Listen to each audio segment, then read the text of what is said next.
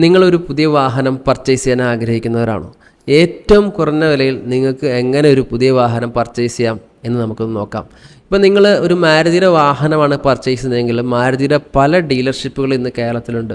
ഉദാഹരണത്തിന് Indus Motors ഉണ്ട്, പിന്നെ അതുപോലെ തന്നെ പോപ്പുലർ മോട്ടോഴ്സ് ഉണ്ട്, മൈജ മോട്ടോഴ്സ് ഉണ്ട്. ഇപ്പോൾ ടാറ്റയുടെ വാഹനമാണെങ്കിൽ ലെക്സോൺ ടാറ്റ ഉണ്ട്, ഹൈസൺ ഉണ്ട്, ഗോകുലം മോട്ടോഴ്സ് ഉണ്ട്. അപ്പോൾ നമ്മൾ ഏത് വാഹനമാണോ പർച്ചേസ് ചെയ്യാൻ ഉദ്ദേശിക്കുന്നത് ആ വാഹനത്തിൻ്റെ, ഇപ്പോൾ മാരുതിയുടെ വാഹനമാണെങ്കിൽ ഈ 3 ഡീലർഷിപ്പുകളിൽ നിന്നും മിനിമം 2 ഡീലർഷിപ്പുകളിൽ നിന്നെങ്കിലും നമ്മൾ പേപ്പറിൽ തന്നെ അവരുടെ ഏറ്റവും ലീസ്റ്റ് കൊട്ടേഷൻ നമ്മൾ എഴുതി വാങ്ങണം. ഇങ്ങനെ വാങ്ങിയതിന് ശേഷമാണ് നിങ്ങൾ വാഹനം സെലക്ട് ചെയ്ത് അല്ലെങ്കിൽ പർച്ചേസ് ചെയ്യുന്നതെങ്കിൽ നിങ്ങൾക്ക് ഈ 2 ഡീലർഷിപ്പുകൾ വെച്ച് കമ്പയർ ചെയ്ത് നോക്കുമ്പോൾ ഏറ്റവും കുറഞ്ഞത് നിങ്ങൾക്കൊരു 20,000-25,000 രൂപയുടെ വ്യത്യാസം വരാൻ സാധ്യതയുണ്ട്, ലാഭം കിട്ടാൻ സാധ്യതയുണ്ട്.